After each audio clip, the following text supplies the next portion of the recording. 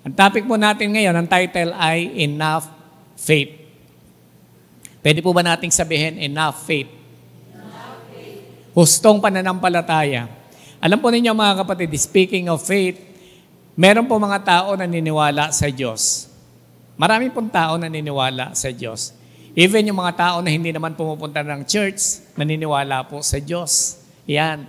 They believe that God exists, na handyan po siya.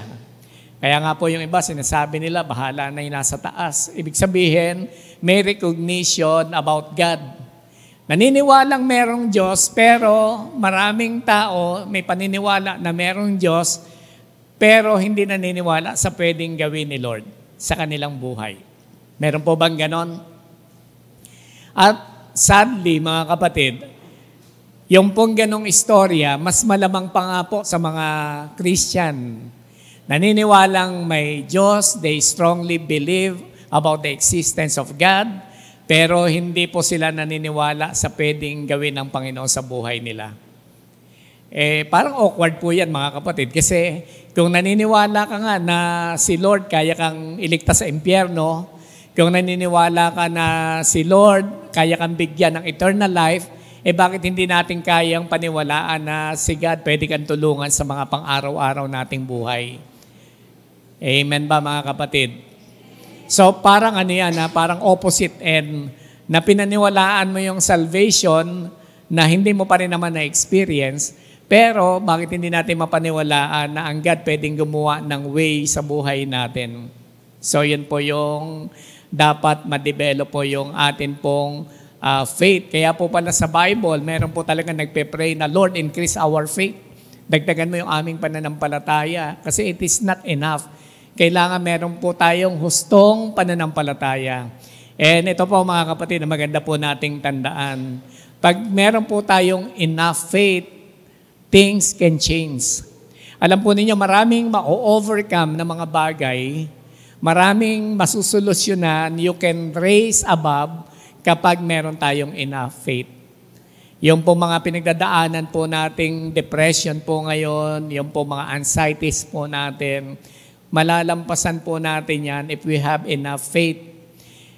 Ngayon po mga kapatid, meron po tayong titingnan sa Bible na isang passage, sa iba familiar na po ito, pero baka sa iba, first time nyo lang po ma-encounter, kasi ito po, napaka-miraculous nung nangyari na parang hindi mo maintindihan sa logical na mind po natin. 2 Kings 4:1-7. Diyan po nag-ooperate talaga yung faith, yung hindi kayang i-explain ng atin pong mga isipan. Tama po ba? Kasi yung iba, pag ang dahilan po natin, pastor, pag nakita ko na, saka ako maniniwala.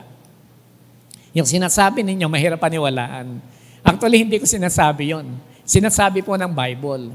So, yung sinasabi po ng Bible, dapat po nating paniwalaan. Kasi talagang doon po nag-ooperate yung faith. Pero pag nakita mo na yung resulta, it's not actually faith. Kasi you are living by sight. You are not living by faith. Ang faith po kasi ay paniniwala sa bagay na hindi pa natin nakikita. Pag nakita mo na, saka sinabi mo, ay naniniwala na ako, you are living by sight. Sigurista po tayo nun.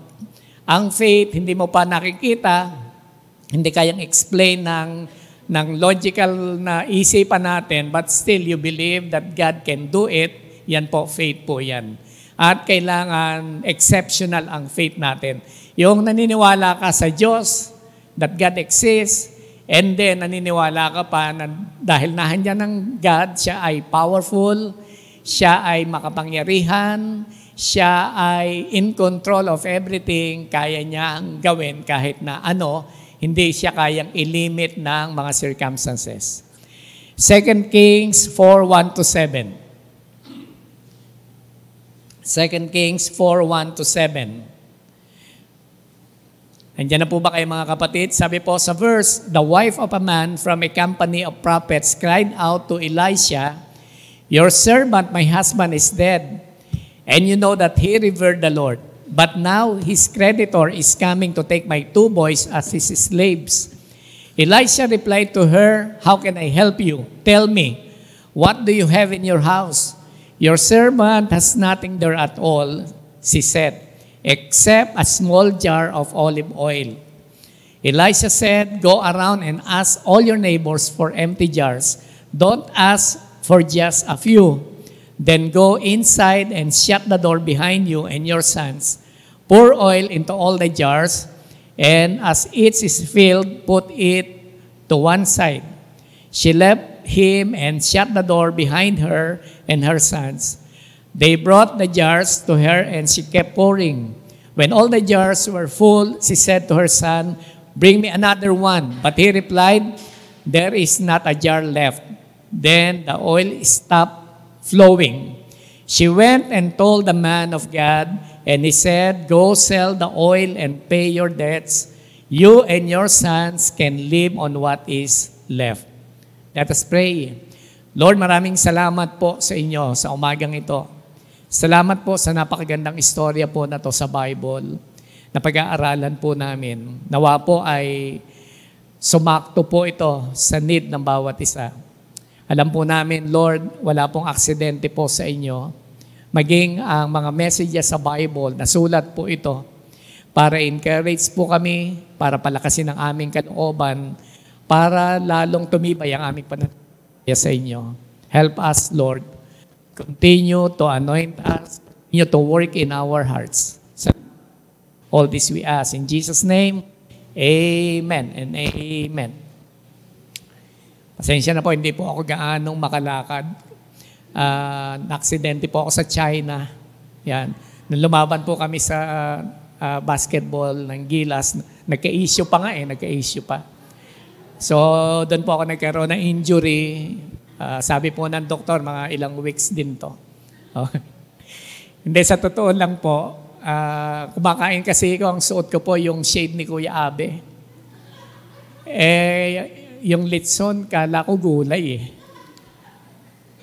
So, yan na po ang inaabot ko. No? Ang hirap pag may mga nararamdaman ng ganito. Hindi ko alam na yung mga 40 years old plus, tatamaan na ng mga ganitong sakit.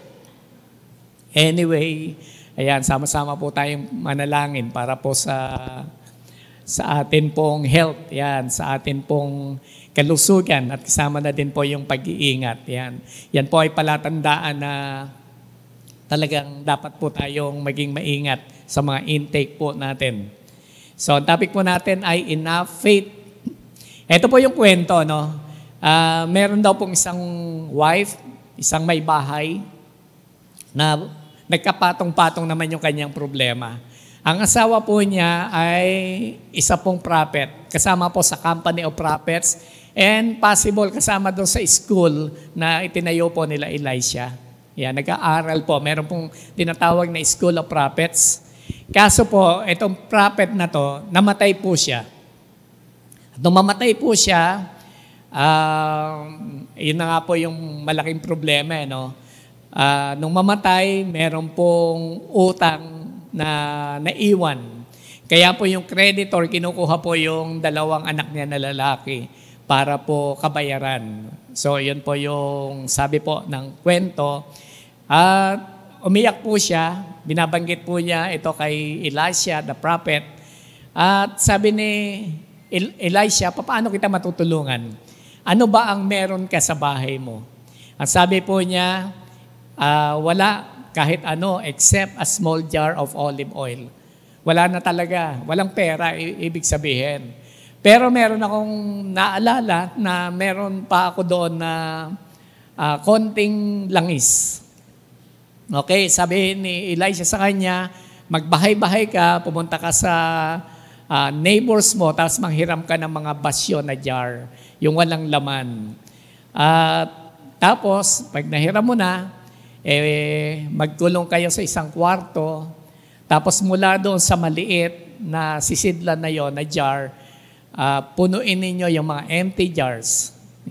Yan po yung nangyari. At yun nga po ang kanila pong ginawa hanggang sa napuno po lahat. Nung wala na pong masasalinan, tumigil na po ng pagtulo yung pinagkukunan po nila na small jar of oil. At yun po yung naging dahilan para makabayad po sila. So, dito po natin titingnan, no, atin pong hihimay-himayin kung papaano po makikita natin yung enough faith ay talaga pong nakatulong mismo doon po sa babae na lubog po sa utang at depressed that time. Dahil napaka-miserable ng kanila pong kalagayan. Napaka-difficult. Imagine po ninyo, no? Isang kababaihan, pero sinisikap na maging matapang. Happy Mother's Day. Pang Mother's Day po ito yata, no? Kasi makita po natin, ganun po katapang yung babae po na to na harapin yung kanya pong naging problema po na ito. Napaka-difficult and yet matatag po siya at alam po niya kung kanino po iiyak at hihingi po ng tulong. So what enough faith believes? Kapag meron po kayong husto na pananampalataya, ano po ang pinaniniwalaan nito? Yan po yung magandang tingnan po natin. Ang number 1, enough faith believes that God can multiply limited resources. Pag meron po tayong husto na pananampalataya, na yung husto na sinasabi po natin, pasado po yan sa standard po ng Panginoon. It believes that God can multiply limited resources. Naniniwala po siya, yung ganong klase ng pananampalataya, na ang Panginoon kayang gawing marami yung bagay na kakaunti.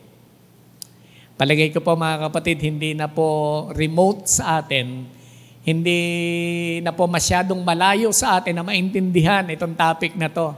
Kasi first Sunday, naalala ninyo, pinag-aralan po natin yung 5 tinapay, 2 isda, nag-multiply.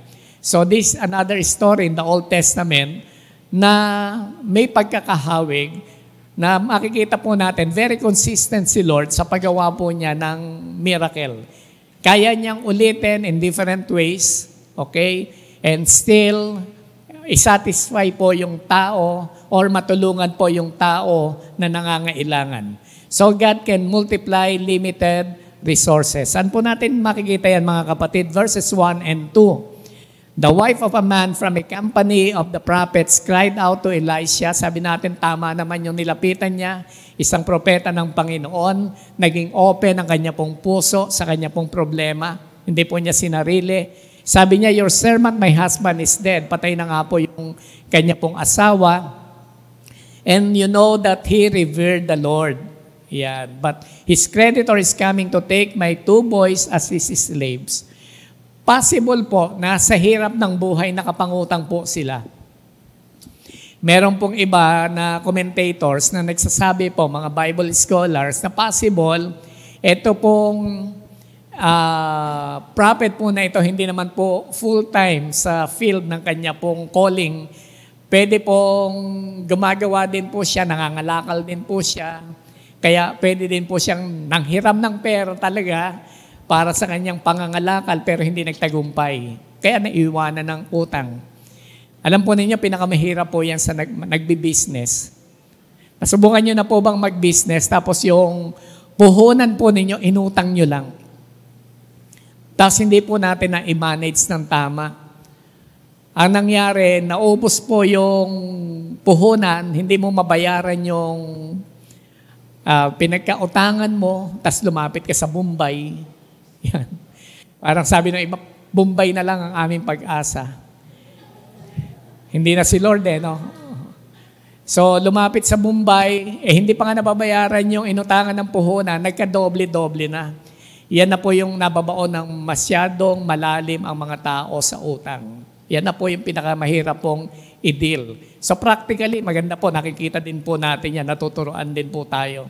Kaya hindi po tayo dapat gumastos ng sobra sa income po natin. Naglalaan din po talaga tayo mga kapatid. Kaya ito po, patay na,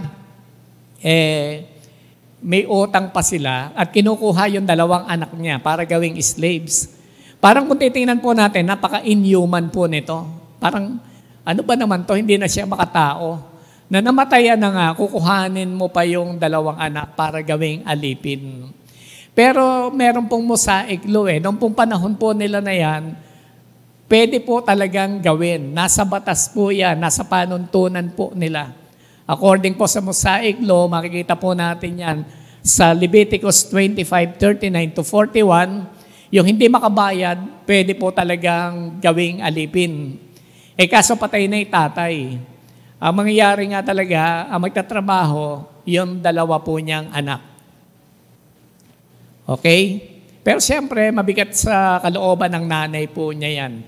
Kahit pa nga po, meron pong batas na pag dumating po yung year of jubilee, saka pa lamang po makakalaya yung kanya pong dalawang anak. Nevertheless, ganoon din po yung hinagpis po ng kanyang nanay, hindi po niya kayang bitawan ng kanya pong dalawang anak. Kaya po sabi ni Elisha, paano ba kita matutulungan? So nahandun yung biyaya talaga ng Panginoon. No? Paano kita matutulungan? Alam po ninyo mga kapatid, this is the secret mga kapatid. Ang God kaya niyang gumawa from nothing, from scratch. Pero kadalasan, ang Lord, hinahanap din po niya, ano ang meron ka. Maganda din po yung may pinagsisimulaan si Lord. Kuminsan naman kasi ang isip natin, yung walang-wala talaga, zero, tapos saka nating ginagawa something out of nothing. Gusto nalang tiyaran, bigla na lang may lalabas na parang pangangailangan na handyan na kaagad. Merong babaksak na isang maletang pera sa iyong bubong, parang mga ganyan no? Yan mga iniisip natin. Ako po talaga naikwento ko na sa inyo, pag nagdadrive ako sa mga liblib na lugar, sabi ko, ano kaya makakita ako ng sako dito? Tapos pagbuklat ko, may maraming pera. Mga ganyan, no? Yung nag-iilusyon ka sa kawalan, kasi dahil wala kang pera, alam po ninyo, nag-i-illusion ka ng mga ganon. Pero alam po ninyo, pwede naman pong pwede po ninyong, pwedeng mangyari, bakit hindi? Ang problema, hindi po ganyan nag-ooperate talaga si Lord. So, God can start from the little things that you have. Nagsisimula ang Panginoon sa maliit na bagay na meron ka. Kung mababasa po natin yung kwento po ni Moses, no? Gagamitin siya ng Panginoon. Pero sabi ni Lord, what is that in your hand? Ano bang meron ka? Kasi sabi ni Moses, hindi ako pwedeng magamit. Ako ay utal. Pero justification lang po yan Kasi nag-aral po itong si Moses. Pero sabi ni Lord, pinatulan pa rin siya ni Lord, sabi niya, what is that in your hand? Sabi niya, a staff. Meron po akong tungkod. Okay? Pero sa tungkod po niya, nag-miracle po ang ating Panginoon. So, ang God, nag-i-start po siya from the little that we have. Kaya nga po, sabi po sa Zechariah 4:10. Zechariah 4:10, do not despise these small beginnings, for the Lord rejoices to see the work begin. Ang importante lang po mga kapatid, hindi po tayo idle. Sabi ng Lord, huwag niyong baliwalain ang maliit na simula. Sapagkat ang Lord ay nagre-rejoice, nagagalak, natutuwa po siya to see the work begin. Dahil nagsisimula yung gawain. At least, merong pinasisimulan, meron pong mangyayari. Hindi ko po alam kung may makakilala po kayo. Dati, mga anliliit lang ng business, nagtitinda lang ng banana queue, tapos ngayon biglang ang laki pa ng bahay sa inyo. Meron kayo kilalang mga ganon? Yung mga nagtitinda lang ng mga RTW, nagtitinda lang ng itlog, tapos biglang naging businessmen. Mga naging businessmen. So ako po may mga kilala, kaya ako po nababanggit po sa inyo. So hindi po parang extraordinary na kasaysayan po yon, mga success story na kung saan in-entrust nila sa Lord yung future nila, binless sila ng Panginoon, may nangyari. Hindi nila ikinahiya yung small beginnings, yung maliit na bagay na pasisimulan. Alam po ninyo, meron lang pong maliit na bagay na nasa babae. Sabi niya, Elisha replied to her, how can I help you? Tell me, what do you have in your house? Your servant has nothing there at all. Una, binanggit niya wala talaga kami. Wala kaming pera, wala na rin kaming ari-arian. Possible, wala na rin silang mga hayop. Kasi ang kayamanan ng mga tao noon, yung mga flocks na alaga nila, wala na po talaga. Except a small jar of olive oil. As in, pag sinabi po natin small jar, baka iniisip natin small jar na ganito kasi ang naisip natin yung jar na ganito kalaki. Yung small jar po niya, yung parang flask na ginagamit sa anointing, maliit lang po talaga. Yun lang po ang natitira. Wala pa nga pong binanggit na meron man lang silang harina. Unlike the story in Elijah's time, na nung nagkaroon po ng drought, nagpunta po siya sa isang ginang na pinakain po siya, na meron pong harina at konting langis. Pero ito, langis lang po talaga ang meron ang babae, except a small jar of olive oil. Napakaliit po talaga. Ito po, tandaan po natin, mga kapatid, tingin po muna kayo sa akin. God will meet you where you are. Hindi po kailangang nahandun ka sa malaking bagay para ka-imit ng Panginoon. Yung iba iniisip nila, siguro pag naabot ko yung ganito, matutulungan ako ni Lord. Pero hindi po tayo naniniwala na yung time na kung saan ang liit-liit ng nasa atin, God will meet you to bring you or to take you where He wants you to be. Gusto ng Panginoon dito, ito marating mo, makaahon ka, imimit ka ng Panginoon kung saan ka nandun ngayon. Amen po ba? And God specializes ito pong mga bagay po na to. Kasi kung minsan, alam po ninyo, pag meron na rin talaga tayo, mas malamang iniisip natin sariling effort natin eh. Pero kadalasan, mas maganda na inabot tayo ng Panginoon right at that moment na talagang nasa rock bottom tayo. Kung nasa rock bottom tayo, mas kitang-kita po natin. Mas na-appreciate po natin yung grace ng atin pong Panginoon. So, yan po yung bagay na magandang makita po natin. God will meet you where you are in order to take you where He wants you to go. Gusto ka dali ng Panginoon dito, di aabutin ka ng Panginoon sa baba. Number 2, kung meron kang enough faith, ito yung isang bagay na pinaniniwalaan mo. Ito isang bagay na pwede mong gawin. Think big and expect God to provide more. Pag meron kang sapat na pananampalataya, alam po ninyo, mag-iisip ka ng malaki at aasa ka na ang God ay magpo-provide ng sagana. Think big and expect God to provide more. 2 Kings 4:3. 2 Kings 4:3, Elisha said, "Go around and ask all your neighbors for empty jars. Don't ask for just a few." Imagine po ninyo yung babae, kahit empty jars, wala na po siya. Pwedeng naibenta na rin niya. Alam po ninyo, ito po yung utos po ni Elisha. Pumunta ka sa bahay-bahay, mga kapitbahay mo. Kahit doon sa mga kapitbahay mo na may utang ka, manghiram ka ng mga empty jars. Alam po ninyo, kuminsan, ang mga pwedeng sabihin natin, ready to be lent ng mga tao ay yung mga empty things. Hindi na kailangan. Ako po, pag may dumadaan po sa amin, yung mga nangangalakal, kailangan nyo ng mga plastic, marami kami dito. Pero pag mga nanghihingi, "Kuya, meron kayong 50 pesos. Grabe. Dumaan lang sa bahay, nagkatinginan lang kami, nanghihingi 50 pesos. Kasi tabing kalsada kami. Ako minsan parang sabi ko, mukhang hindi naman talaga pulubi, pero ewan ko ba, biglang may presyo pa eh. Buti sana kung 20 pesos, 50 pesos, mga ganun ang hinihingi. Kuminsan ako na nagkukusa, yung mga parang nakikita ko may mga tulak ng kariton o kaya po may pasan-pasan na sako. Ayan, sabi ko, meron kaming mga plastic dito, gusto mo? Kasi niisip ko, iipunin namin yung gano'n pa katagal bago maging libo yon. So, pwedeng ipamigay na lang, tulong na rin po sa kanila. Alam po ninyo, yung mga empty things na yan po yung parang andali mo naman talagang bitawan ang dali mo naman talagang ipamigay. Kaya po, yun na yung pinaka maliit na bagay, at least the listing na pwedeng hingin talaga sa kapitbahay na freely, readily, pwede nilang ibigay kaagad na wala na pong takot, na hindi mabalik, okay na rin po sa kanila.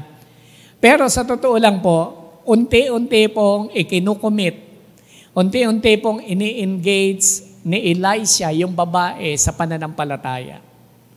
Yung parang binubuksan mo yung mata ng babae sa pwedeng gawin talaga ng Panginoon. Sabi niya, manghiram ka ng mga empty jars. Meron po bang sinabi si Elisha? Hello mga kapatid. Meron pa po bang idinugtong?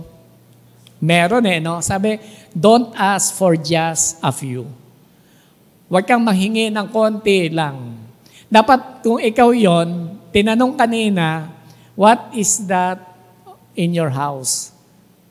What is there in your house na pwedeng pagsimulan ng Panginoon? Mukhang pag i-connect mo, mukhang may kinalaman doon sa oil. Kaya dapat po mag-operate na, ini-engage na po ni Elisha yung pananampalataya ng babae. Dapat nag-ooperate. Dapat naaaral na po niya ang pwedeng gawin ng Panginoon, pwedeng maging provision ng Panginoon para po sa Kanya. Hindi po natin alam, hindi naman sinabi ng kwento gaano karami po talaga yung Kanya pong hiniram. Okay. Ma-appreciate din po natin yung mga kapitbahay na nagpahiram po ng kanila pong empty jars. Pero ma-appreciate din po natin lalo itong babae sa kanya pong faith. Dahil hindi na po siya nagtanong, aanin natin ang empty jars. Okay, wala na pong tanong-tanong. Mukhang, sabi po natin, nai-engage na siya doon sa paniniwala na pwedeng merong gawin ang Panginoon doon sa kanya pong pangangailangan. At ito pong kailangan, think big. Kasi ang sabi po ng verse, don't ask for just a few. Huwag kang humingi, huwag kang manghiram ng konti lang. Okay? Ibig sabihin po niyan, think big. We start small, we start little, but we think big. And we expect more. Yan po yung magandang principle na dapat po nating gawin. Ito po, magkakaroon na naman tayo ng mga goal setting, magkakaroon na naman po tayo ng planning. Yung iba kahit po personal no? Meron din po tayong goal setting sa buhay po natin, sa family po natin. Sino po yung family dito na nagpaplano po pag December? May mga plano-plano kayo. Di ba, mga plano ninyo this year, this coming year, magta-travel kami, yung mga ganyan. Magbuburakay kami. Yan. Mag-staycation kami. Grabe, puro gastos talaga yung pinlano. Walang iniisip na income. Puro palabas, puro patapon. Ayan. Pwedeng mag-isip din naman, ganitong season, magtitinda kami ng ganito. Kikita kami ng ganito. Pwede rin naman, mag-isip tayong gano'n. May mga seasonal na mabenta talaga. Ngayon nga, yung mga kakakilala kong iba, hindi naman talaga engaged sa business, pero may mga nagtitinda ng kandila. Ayan. Kasi magpapasko na. Hindi. Mag-araw ng mga patay, kaya may mga tindang kandila. So nakakaisip po ng mga business. So ito may sinasabi po natin mga kapatid, magplano, think big, start small, think big, and expect more na merong gagawin ng Panginoon. Depende po ito kung nag-engage, nag-operate yung faith natin. Sabi po diyan, don't ask just for more, for a few. Dapat po marami. Depende po yan kung ganun po tayo mag-isip, kung ganun po yung mind po natin. Number 3, trust God for His miraculous provisions. Trust God for His miraculous provisions. Kaya nga po, sabi natin, Start small, think big, pero dito sa huli, kung umaasa ka na may miraculous provision si Lord, malamang po, abundant po yan. Ho? Sapat. Kung hindi man sapat po yan, mga kapatid, malamang sobra po yan. 2 Kings 4:4-7. Patapos po manghiram, sabi po ni Elisha, then go inside and shut the door behind you and your sons. Okay? Gawin lang nila private yung gagawing miracle ng Panginoon. Pour oil into all the jars, yung mga empty jars, salinan ninyo, and as each is filled, put it to one side. Itabi ninyo yung mga puno na. And she left him and shut the door behind her and her sons. They brought the jars to her, and she kept pouring.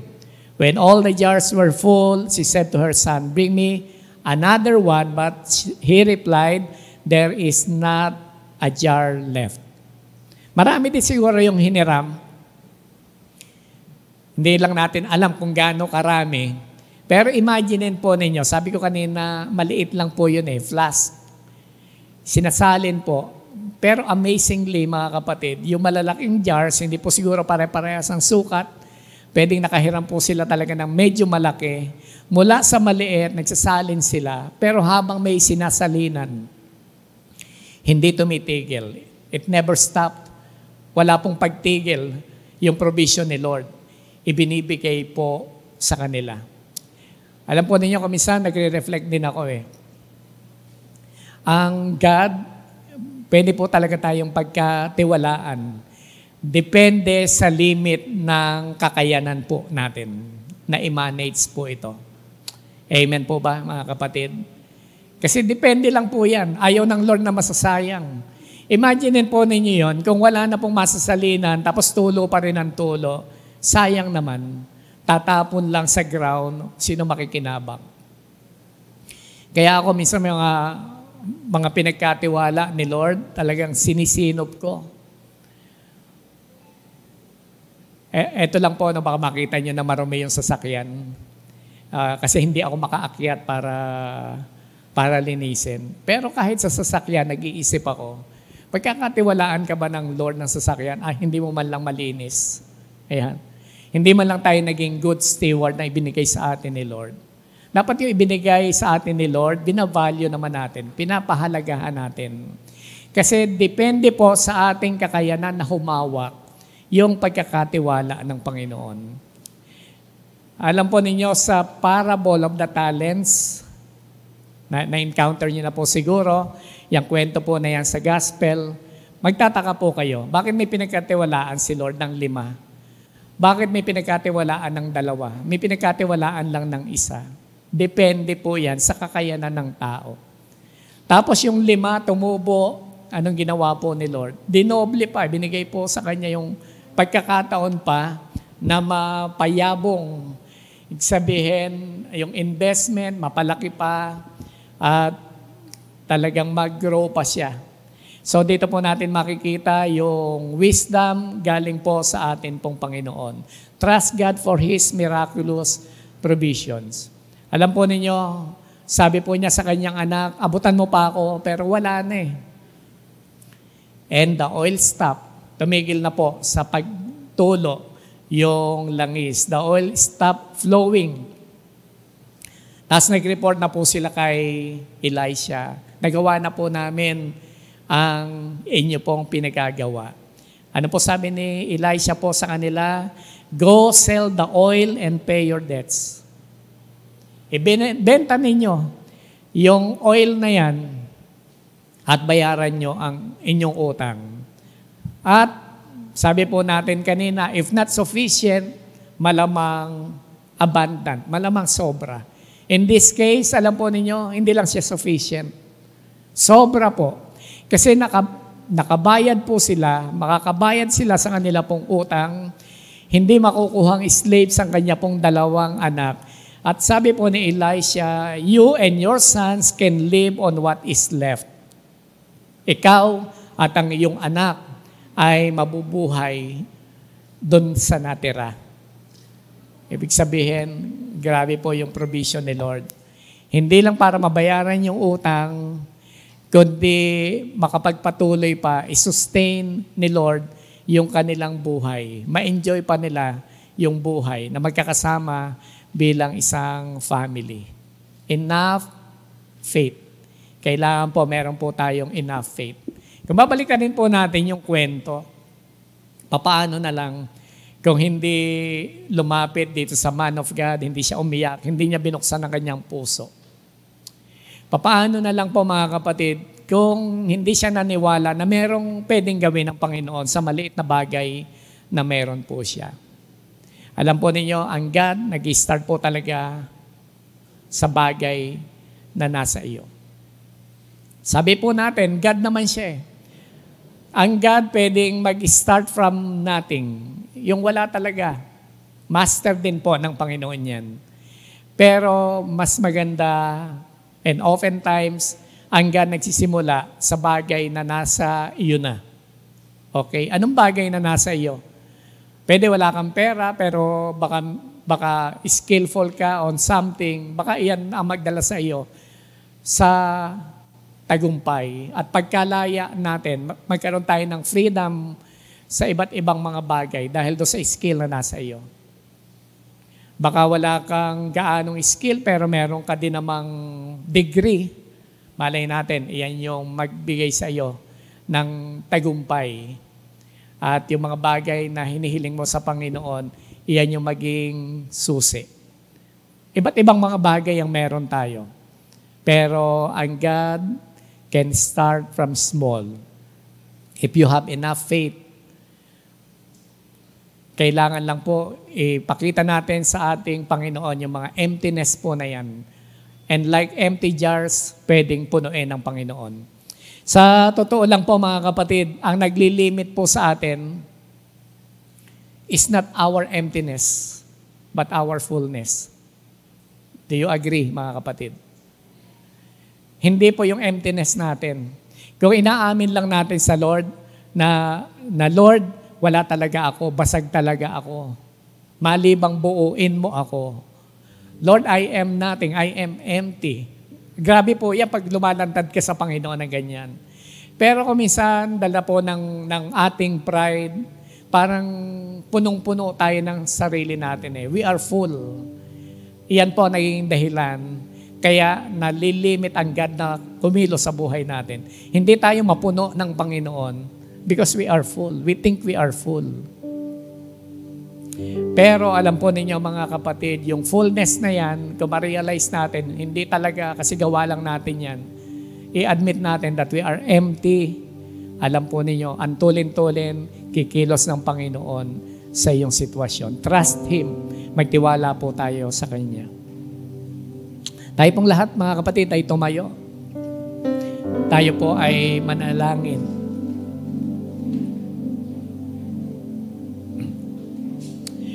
Panginoon, maraming salamat po sa inyo sa umagang ito. Thank you, Lord, sa kapangyarihan ng inyong mga salita. Salamat po, Panginoon. If we have enough faith, we can have a new beginning. We can have a right beginning, oh God. Yung kasama ka talaga. Yung pwedeng baguhin po ninyo yung kasaysayan, yung kwento ng buhay ng isang taong may problema, isang taong bigo, Panginoon, failure sa ilang mga bagay sa buhay. Panginoon, maraming salamat po. Panghahawakan po namin ito. This is your word, O God. Alam po namin, Lord, binabantayan po ninyo ang inyo po mga pangako sa amin. At gusto po ninyo na makita. You are pleased to see it working in our lives. Gusto po ninyo, nalulugod po kayo na makita po ito na nangyayari sa buhay ng inyong pong mga anak. Salamat po. Ito pong aming panalangin. In Jesus' name, amen and amen.